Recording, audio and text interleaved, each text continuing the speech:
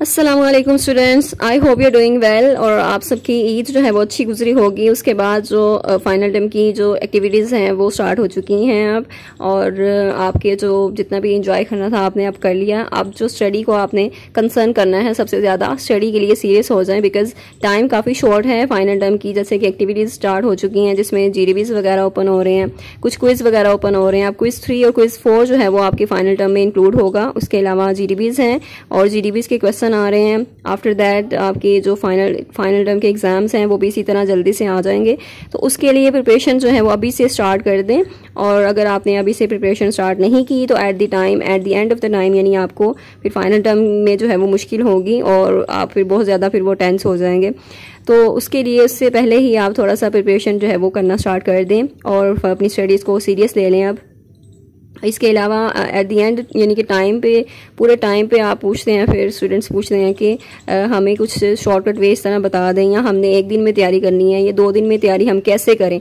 तो ये एक बहुत ही फ़नी क्वेश्चन लगता है एट द टाइम, उस टाइम पे मुझे, कि जब आप इस तरह के सवाल करते हैं, इस तरह पूछते हैं कि हमें आप जो है वो हमारे पास सिर्फ 1 दिन है या 2 दिन है तो हमें बताएं हम क्या करें, हम कैसे तैयारी करें।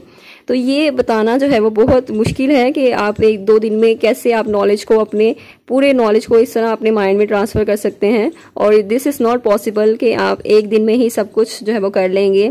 या फिर आप शॉर्टकट वे ढूंढते हैं कोई कि आपको सॉल्यूशंस मिल जाएं, आपको कोई फाइल्स मिल जाएं इस तरह की जो एग्ज़ाम्स में आपको हेल्प आउट कर सकें, या फिर आपको जो है वो हाईलाइटेड हैंडआउट्स मिल जाएं। यानी आप इस तरह के बहुत से शॉर्टकट वेज जो हैं वो ढूंढने की कोशिश करते हैं, लेकिन ये सारी चीज़ें आपको काम नहीं आएंगी at the end of the time. यानी आपकी जब एक या 2 दिन में तैयारी नहीं हो सकती। ये कोई जादू की झड़ी नहीं है कि आप घुमाएंगे और बस आपको वो नॉलेज सारा मिल जाएगा, आपके कॉन्सेप्ट्स क्लियर हो जाएंगे 1 दिन में। आप 1 दिन में जो है वो बहुत अच्छी तैयारी होगी, बहुत अच्छे मार्क्स आपको मतलब आपके आ जाएंगे।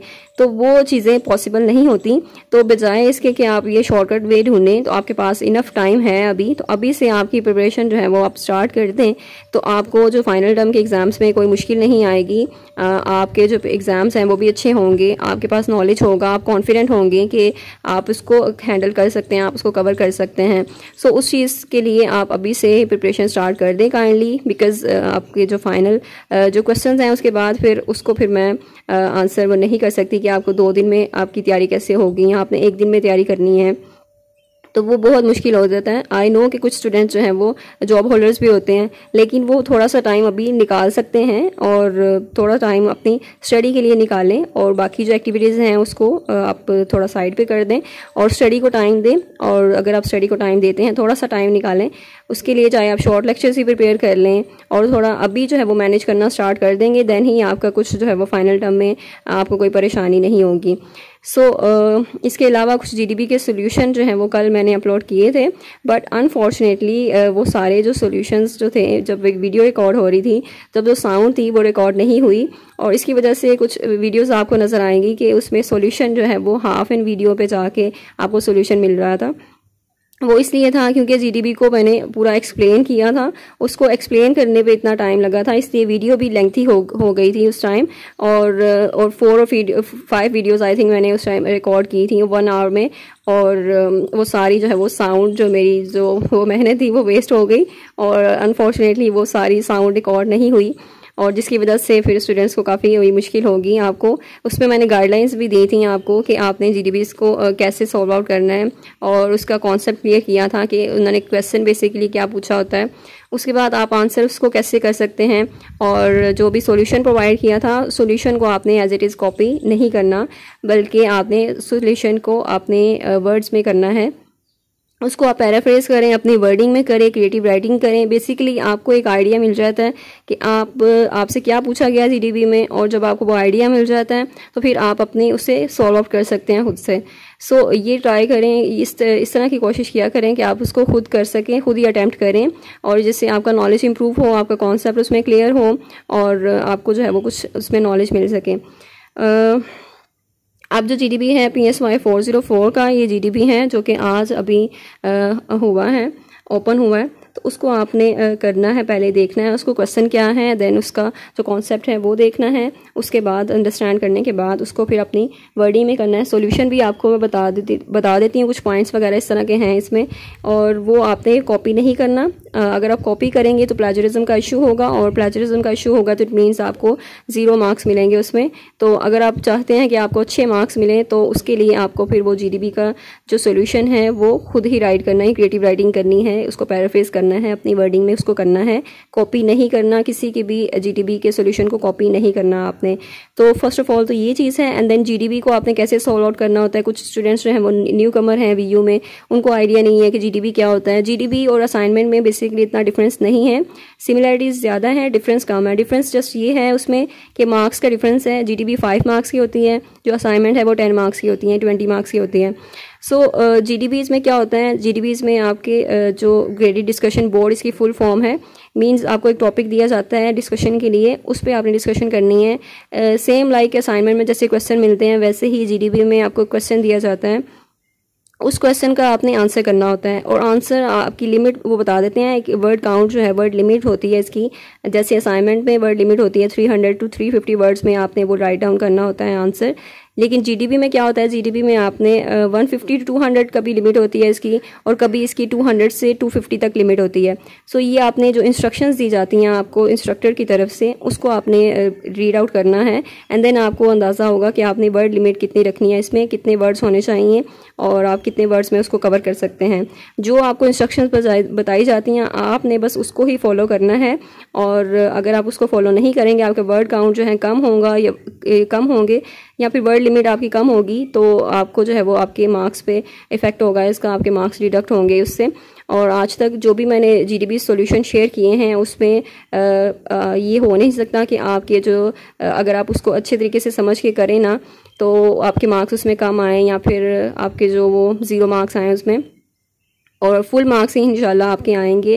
बिकॉज असाइनमेंट में भी फुल ही मार्क्स ही आते हैं, मेरे भी अल्हम्दुलिल्लाह शुरू से फुल मार्क्स ही आ रहे हैं, और आगे भी जिनको भी करके दिया उनके भी फुल मार्क्स ही होते हैं जीडीबी में, असाइनमेंट्स में अप्रॉक्सीमेटली 80 to 100% ही रिज़ल्ट होता है, और उससे कम नहीं होता। और अगर आपको ये एलएमएस हैंडलिंग जो सर्विसेज हैं वो भी अवेलेबल हैं, अगर आप किसी को चाहिए, जो है जॉब होल्डर्स हैं जो हैंडल नहीं कर पाते, या फिर जो क्विज़ वगैरह एक्टिविटीज़ होती हैं, जीडीबीज असाइनमेंट्स वगैरह वो नहीं कर पाते, तो उनके लिए हैं ये पेड सर्विसेज हैं बेसिकली। लेकिन पेड भी बहुत लो प्राइसेस हैं, और इतनी मिनिमम प्राइसेस हैं कि आप इजीली इसको मैनेज कर सकते हैं। सो उसके लिए अगर आप किसी को पेड सर्विसेज चाहिए तो वो भी कमेंट सेक्शन में बता सकते हैं। इसके अलावा अब ये जीडीबी है, तो जीडीबी को आपने किस तरह सॉल्व आउट करना है, इसको आपने वर्ड पे लिखना होता है, और उसके बाद आप क्वेश्चन को देखेंगे, या क्वेश्चन भी आप कॉपी करके वर्ड में ले जाकर पेस्ट करके, एंड देन उसके नीचे फिर आपने आंसर राइट डाउन करना है। और आंसर राइट डाउन करने के बाद उसको फिर आपने Ctrl+C करना है, इन कंट्रोल ऑल करेंगे, उसको कॉपी कर लेंगे, या क्वेश्चन को छोड़ के उसको आंसर को जस्ट आपने कॉपी करना है। तो आंसर को आप कॉपी कर लें, उसके बाद आपने दोबारा अपने एलएमएस में आना है, अपने जीडीबी में आना है, और जीडीबी को ओपन करना है। उस पर पोस्ट मैसेज का एक बटन होगा, पोस्ट मैसेज को आपने प्रेस करना है। उसके बाद वहाँ पर एक पैनल ओपन हो जाएगा, सेम लाइक MS वर्ड की तरह ही वो पैनल होता है। उस पैनल पे ही आपने जाके फिर Ctrl+V करना है, यानी उस पर पेस्ट कर देना है अपना जो भी आंसर होगा, एंड देन वहाँ पे सबमिट का बटन होगा, वहाँ पे आपने सबमिट करवा देना है। तो इस तरह जो पोस्ट मैसेज का बटन होगा यहाँ पे, तो उसको आपने वो प्रेस करना है, तो आपका जो जीडीबी का सॉल्यूशन है वो अपलोड हो जाएगा, और इस तरह जो वो जीडीबी का सॉल्यूशन है वो सेव हो जाएगा और वो इंस्ट्रक्टर तक पहुँच जाएगा। बस यही तरीका है इसमें। असाइनमेंट में जैसे हम फाइल सबमिट करवाते हैं वैसे जीडीबी में फ़ाइल सबमिट नहीं होती, लेकिन जीडीबी में आप क्वेश्चन का जो आंसर है वो आपने पेस्ट करना होता है उस पैनल पे जाके। जस्ट ये डिफरेंसेस हैं असाइनमेंट में और जीडीबीज में। इसके अलावा अब ये क्वेश्चन है PSY 404 का। अच्छा, ये सारी इंस्ट्रक्शंस मैंने ये सब कुछ जो भी गाइडलाइंस वगैरह या जो भी चीज़ें ये सारी डिस्कस की थी आपसे, लेकिन अनफॉर्चुनेटली वो नहीं हुई, और उसके बाद वीडियो बनाने का दोबारा दिल नहीं चाहा कि उसको दोबारा से मैं करूँ और वीडियोज़ बनाऊँ, और उस पर जो भी जीडीबीज का क्वेश्चन था वो भी उसको अच्छे से एक्सप्लेन किया था, आंसर अच्छे से एक्सप्लेन किया था। लेकिन आप खुद ही आपको थोड़ा सा उसे मैनेज करना होगा। उस सॉल्यूशन को देख लें, उसको अंडरस्टैंड करने की कोशिश करें, और अपनी वर्डिंग में उसको जो है वो ट्रांसलेट कर दें, अपनी वर्डिंग में उसको कन्वर्ट कर दें। अच्छा, यहाँ पर जो जीडीपी का क्वेश्चन, ये भी बहुत इजी क्वेश्चन है PSY 404 का। तो बेसिकली मोस्टली जो क्वेश्चंस होते हैं बहुत इजी क्वेश्चंस होते हैं और उन्होंने आपका नॉलेज चेक करना होता है, या फिर आप वो देखते हैं कि बच्चे का कॉन्सेप्ट जो है वो कितना क्लियर है, तो उसके लिए फिर वो जीडीपीज के क्वेश्चन देते हैं। बहुत ईजी क्वेश्चन होते हैं। जस्ट आपने क्वेश्चन को रीड आउट करना है, उसको अंडरस्टैंड करना है कि क्या उन्होंने पूछा है। उसके बाद सिंपली आपने लॉजिकल रेलिवेंट आंसर देना है, टू द पॉइंट आंसर देना है, यानी आपसे जो पूछा गया आपने जस्ट वही बताना है। अगर आप सिर्फ वही बताएंगे तभी आपको जो है वो मार्क्स, उसमें फुल मार्क्स आपके इंशाल्लाह उसमें आएंगे।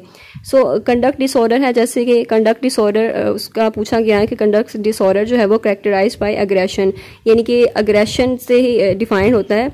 और कंडक्ट डिसऑर्डर एक मतलब अग्रेसिव जो पर्सन बहुत ज़्यादा होता है उसके बारे में है, और जिसके इमोशनल या फिर बिहेवियर जो भी रेगुलेशन में प्रॉब्लम्स होती हैं तो वो कंडक्ट डिसऑर्डर होता है। तो कंडक्ट डिसऑर्डर के बारे में उन्होंने पूछा है, यहाँ पर उन्होंने कहा कि डिस्कस करें the role of environmental causes in the development of conduct disorder. अब जो कंडक्ट डिसऑर्डर है उसकी डेवलपमेंट में जो इन्वायरमेंटल फैक्टर्स होते हैं उनका कितना रोल है उसको आपने बताना है, लॉजिकल आर्गुमेंट्स के साथ उसको प्रूव करना है, और उसमें आपने आंसर्स को आपने डिफाइन करना है अच्छे से। अब यहाँ पर कुछ पॉइंट्स मैं आपको बता देती हूँ, उस पॉइंट्स को लेकर फिर आपने उसको डिफाइन करना है। और कंडक्ट डिसऑर्डर जैसे कि आपके हैंडआउट्स में मेंशन है और आपने लेक्चर्स भी आई होप अटेंड कर लिए होंगे इसके, तो वो लेक्चर्स में आप देखते हैं कि कंडक्ट डिसऑर्डर एक जो डिसऑर्डर है इमोशनल और बिहेवियरल आपका जो रेगुलेशन में प्रॉब्लम्स होती हैं किसी भी बच्चे में या किसी भी एडल्ट में, तो वो सारी चीज़ें कंडक्ट डिसऑर्डर है। कंडक्ट डिसऑर्डर को आपने फिर एक्सप्लेन करना है, उसके कॉजेज़ क्या हैं, उसकी क्या क्या वजह है, उसके आपने कॉजेज़ इन्वायरमेंटल कॉजेज़ बताने हैं, ना कि वो जो आपके जो जेनेटिक कॉजेज़ हैं या फिर जो दूसरे कॉजेज़ हैं वो भी एक्सप्लेन किए हैं आपके हैंडआउट्स में, लेकिन उन्होंने इन्वायरमेंटल का पूछा। इन्वायरमेंटल में थोड़े से फैक्टर्स होते हैं। सो इन्वायरमेंटल में वो आपके जो फैमिली फैक्टर्स हैं वो भी आ जाते हैं, आपकी फैमिली जो है इन्वायरमेंट वो आ जाता है। उसके अलावा आपका जो आपके जो पीयर्स होते हैं वो आ जाते हैं, ठीक है। आपकी कंपनी जो होती है वो आती हैं, ठीक है, इन्वायरमेंट में आपके। तो इस तरह के 4-5 फैक्टर्स जो हैं वो पॉइंट बना के आप उसको अच्छे से देने उसको एक्सप्लेन कर सकते हैं कि किस तरह जो है वो इन्वायरमेंट इफेक्ट कर रहा होता है और इसकी डेवलपमेंट में काम कर रहा है जो भी कंडक्ट डिसऑर्डर है। सो इसके कुछ फैक्टर्स हैं, जैसे फैमिली फैक्टर्स हैं, पेरेंट्स हैं जो रोल मॉडल होते हैं, पेरेंट्स हैं, उसके अलावा आपके फ्रेंड्स हैं, पीयर्स हैं, और आपकी कंपनी है, यानी आप जो भी आपके साथ होते हैं, ठीक है, आपके जो एज मेट्स होते हैं या फिर आपके जो स्कूल फेलोज़ होते हैं, क्लास फेलोज़ होते हैं, वो आ जाते हैं उसमें। और इसके अलावा आपके नेबर्स भी हो सकते हैं उसमें, जैसे कि आप ऑब्ज़र्व करते हैं आपके नेबर्स में जो भी चीज़ें हो रही होती हैं तो बच्चे जो है वो बहुत जल्दी पिकअप कर लेते हैं, ऑब्ज़र्व करके सीखते हैं वो लोगों को। सो ऑब्जर्वेशनल लर्निंग होती है और उसके लिए फिर नेबर्स भी आ जाते हैं उसमें फैक्टर्स। एंड देन मीडिया भी उसमें एक रोल प्ले कर रहा होता है, यानी आसपास आप देखें तो इन्वायरमेंट में जो भी फैक्टर्स हैं इस तरह के 4-5 फैक्टर्स आपको मिल जाएंगे, और उसी फैक्टर्स को फिर आपने एक्सप्लेन कर देना है कि अगर वो फैक्टर्स जो है वो उसमें प्रॉब्लम्स होंगी तो फिर जो ये डिसऑर्डर है ये इसकी डेवलपमेंट हो सकती है। उसमें पहले तो फैमिली है, पेरेंट्स हैं। अगर पेरेंट्स का जो बिहेवियर है वो आपका पेरेंट्स जो है वो कोल्ड हैं, जो घर का इन्वायरमेंट है वो अच्छा नहीं है और जिसकी वजह से ये डिसऑर्डर हो सकता है। तो ये सारे फैक्टर्स हैं और इसका सॉल्यूशन राइट डाउन किया हुआ है। तो सॉल्यूशन आपने कॉपी नहीं करना बल्कि उस सॉल्यूशन को अपने वर्ड्स में करें, उसको ट्रांसलेट करें, उसको पैराफ्रेज करें एंड देन आप उसको फिर सबमिट करवा सकते हैं। यहाँ पर देखें कंडक्ट डिसऑर्डर को आपने थोड़ा सा एक्सप्लेन कर दिया कि कंडक्ट डिसऑर्डर क्या है। एक मेंटल हेल्थ कंडीशन है, ठीक है, जहाँ पे लोग बहुत ज़्यादा अग्रेसिवली एक्ट करते हैं और रूल्स को ब्रेक करते हैं या फिर दूसरों की रिस्पेक्ट नहीं करते, दूसरों के जो राइट्स हैं उनको वायलेट करते हैं। तो ये सारी चीज़ें कंडक्ट डिसऑर्डर है। कंडक्ट डिसऑर्डर में कौन से फैक्टर्स हैं? फैमिली इन्वायरमेंट है, यानी आपका जो फैमिली इन्वायरमेंट है वो अच्छा नहीं है, आपकी जो फैमिली है वो बहुत ज़्यादा हार्श डिसिप्लिन है वहाँ पर, और अब्यूज़ है, ठीक है। तो इस तरह के जो इन्वायरमेंट होता है तो यहाँ पर जो बच्चे होते हैं फिर वो अग्रेशन मतलब बहुत ज़्यादा अग्रेसिव हो जाते हैं और फिर वो इस डिसऑर्डर की जानिब आते हैं, जिसमें आपके जो कंडक्ट डिसऑर्डर होता है उसके बाद वो एंटी सोशल पर्सनालिटी डिसऑर्डर भी उनको हो सकता है उसके बाद। एंड देन कुछ पीयर इन्फ्लुएंस, यानी कि आपके जो पीयर्स हैं, जो फ्रेंड्स हैं, वो भी बहुत इंपॉर्टेंट रोल प्ले कर रहे होते हैं। आप उनको देखकर सीख रहे होते हैं, उनका जो बिहेवियर है उसका बहुत ज़्यादा स्ट्रॉन्ग इम्पैक्ट होता है यहाँ पर। तो आपकी पर्सनैलिटी सेम पूरी जो है वो आपके फ्रेंड्स पर डिपेंड करती है, यानी जैसे ही आपके फ्रेंड्स होंगे आप वैसे ही हो जाते हैं। सो जैसे कि हमारे दीन में भी है कि एक इंसान जो है अपने दोस्त के दीन पर होता है, यानी कि जो भी आपका फ्रेंड होगा उसका आप पर बहुत ज़्यादा इफेक्ट होता है और इन्फ्लुएंस बहुत ज़्यादा होता है। आपकी कंपनी जो है बहुत मैटर करती है। जैसे आपके फ्रेंड्स होंगे उनमें जो जो हैबिट्स होंगी या जो जो उनकी आदत वगैरह होंगी वो सारी आप पे ट्रांसफ़र होना शुरू हो जाती हैं, या फिर आप उनको पिक करते हैं और आप भी सेम वही बिहेवियर अपनाना शुरू कर देते हैं और सेम उन्हीं के जैसे हो जाते हैं।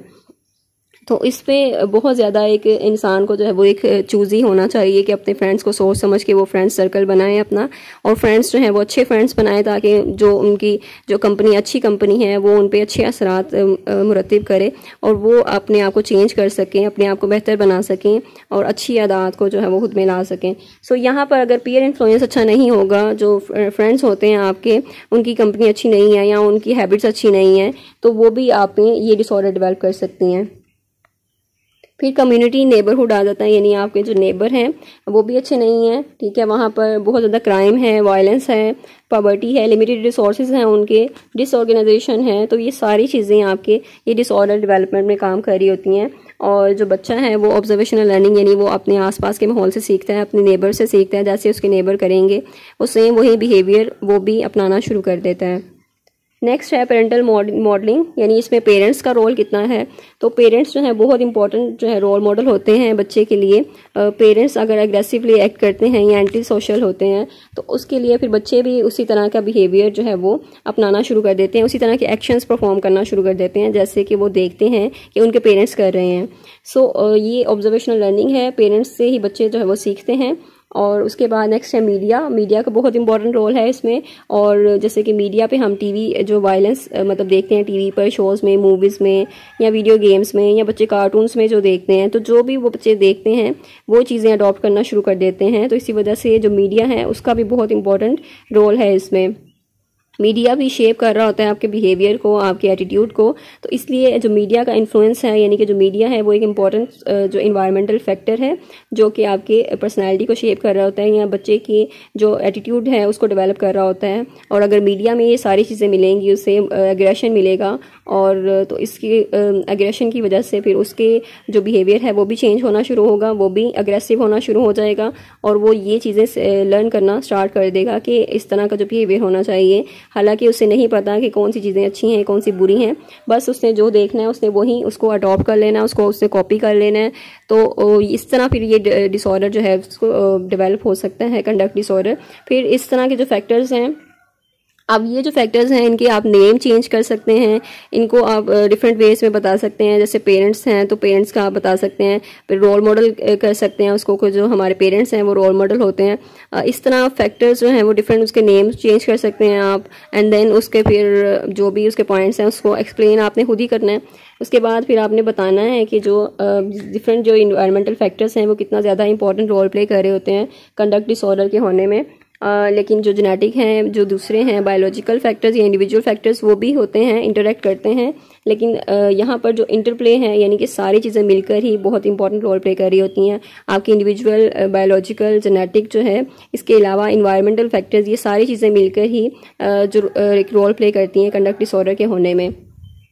सो इन्वायरमेंटल ने बताया कि इन्वायरमेंट जो है यहाँ पर फैमिली है, पीयर्स हैं, कम्युनिटी है, पेरेंटल मॉडलिंग है, आपका मीडिया है, बहुत ज़्यादा ये सारी चीज़ें मैटर करती हैं कंडक्ट डिसऑर्डर को डेवलप करने में। और इस तरह आप इसको अंडरस्टैंड करके आप अपनी अंडरस्टैंडिंग जो है वो डेवलप करके कि इन्वायरमेंटल जो फैक्टर्स कौन से होते हैं, एंड देन उसको आप किसी हद तक कंट्रोल करने की कोशिश करते हैं कि हम जो है वो एक हेल्दी इन्वायरमेंट क्रिएट करें किसी भी इंडिविजुअल के लिए, ताकि उसके जो डिसऑर्डर्स हैं या उसकी जो ग्रोथ है वो नॉर्मल हो और उसकी जो ये डिसऑर्डर्स हैं इनसे बचा जा सके, या फिर जो प्रिकॉशंस हैं हम वो ले सकते हैं अगर हम इस चीज़ के बारे में अवेयर होंगे। तो जितना ज़्यादा अवेयरनेस होगी लोगों में उतना ही ज़्यादा वो एक हेल्दी लाइफस्टाइल जो है वो अडॉप्ट करेंगे और उतना ही ज़्यादा इन डिसऑर्डर्स की तरफ कम आएंगे। सो हमारा एज अ साइकोलॉजिस्ट यही रोल होता है कि हमने खुद भी सीखना है और हमने फिर दूसरों को अवेयरनेस भी देनी है कि वो किसी हद तक ये सारी चीज़ें जो है वो इसको मैनेज कर सकें और इसको कंट्रोल कर सकें और अच्छी लाइफ जो है वो स्पेंड कर सकें। So this is the GDB 404 के ये GDB का सोल्यूशन है। Share this with other students, ताकि बाकी स्टूडेंट्स जिनको अंडरस्टैंडिंग नहीं हुई कि उन्होंने किस तरह इसको सॉल्व आउट करना है तो उनके लिए आसानी हो जाए। And don't forget to subscribe, अगर सब्सक्राइब कर लिया तो बेल आइकन भी प्रेस कर दें ताकि आपको जो नई वीडियोस हैं वो भी मिलती रहें और आपके लिए आसानी होती रहे। या जो भी चीज़ें आपको रिक्वायर्ड हैं और GDB सॉल्यूशन या फिर असाइनमेंट या इसके अलावा कोई साइकोलॉजी का कॉन्सेप्ट अगर समझ नहीं आ रहा तो आप उसकी भी डिमांड कर सकते हैं। और एक रिक्वेस्ट भी है आपसे इस सिलसिले में कि थोड़ा सा हाथ होला रखा करें। मतलब आप डिमांड करते हैं लेकिन आप रिक्वेस्ट भी करते हैं कमेंट सेक्शन में, लेकिन आप उस पर पेशेंस का मुजाहरा नहीं करते, लेकिन आप सब्र नहीं करते ना उस पर। तो प्लीज़ हैव सम पेशेंस, थोड़ा सब्र किया करें। एक ही कमेंट को, एक ही मतलब रिक्वेस्ट को आप बार बार करते हैं, आपकी रिक्वेस्ट नोट डाउन हो जाती है, उस पर वर्किंग जो है वो स्टार्ट हो जाती है और उस पर थोड़ा टाइम रिक्वायर्ड होता है, because this is not possible कि आप 1 डे में ही अगर GDB सारी ओपन एक दिन में हो जाती है, क्विज वगैरह ओपन हो जाते हैं, तो आप सब कुछ जो है वो एक दिन में कर लें, तो दिस इज़ नॉट पॉसिबल। ये टाइम थोड़ा लगता है, इस पर टाइम रिक्वायर्ड होता है, तो उसके लिए थोड़ा पेशेंस रखा करें। बाकी सब कुछ परफेक्ट है अल्हम्दुलिल्लाह। आपके जो कमेंट्स अच्छे होते हैं बहुत, तो उससे भी मोटिवेशन मिलती है इस काम को कंटिन्यू करने में, क्योंकि बिकॉज दिस इज़ लर्निंग हमारी भी होती है, कॉन्सेप्ट्स हमारे भी इस तरह क्लियर हो जाते हैं और आपकी मतलब जो भी आपने लर्न किया होता है जब आप शेयर करते हैं तो वो और ज़्यादा यानी और ज़्यादा उसमें आप अच्छे हो जाते हैं, बेहतर हो जाते हैं। वो चीज़ें फिर आपको जल्दी भूलती भी नहीं हैं और आपके कॉन्सेप्ट्स जो हैं पक्के हो जाते हैं उसमें। So basically this was the purpose, यही पर्पस था कि खुद भी सीखना है, दूसरों को भी सिखाना है और मोटिवेशन जो है थोड़ी सी मोटिवेशन भी चाहिए होती है। इसके लिए सेल्फ मोटिवेशन तो रिक्वायर्ड है, लेकिन आपके जो कमेंट्स होते हैं अच्छे अच्छे, उससे भी मोटिवेशन बहुत ज़्यादा मिलती है, तो उससे भी बहुत फिर जो काम करने को जो है वो दिल चाहता है कि हम इसको कंटिन्यू करें और इसमें जो है वो एफर्ट्स करें और ज़्यादा एक्सप्लोर करें साइकोलॉजी को, साइकोलॉजिकल कॉन्सेप्ट्स को समझें और अपनी डेली लाइफ में इसको अप्लाई करते जाएं। So this was for the today's video. और इसके अलावा कोई GDB का आता है क्वेश्चन तो वो भी आपको सोल्यूशन जो है वो प्रोवाइड कर दिया जाएगा। उसके अलावा भी अगर आप जो भी रिक्वेस्ट होगी आप कमेंट सेक्शन में कर सकते हैं। And thank you so much. अल्लाह हाफिज़।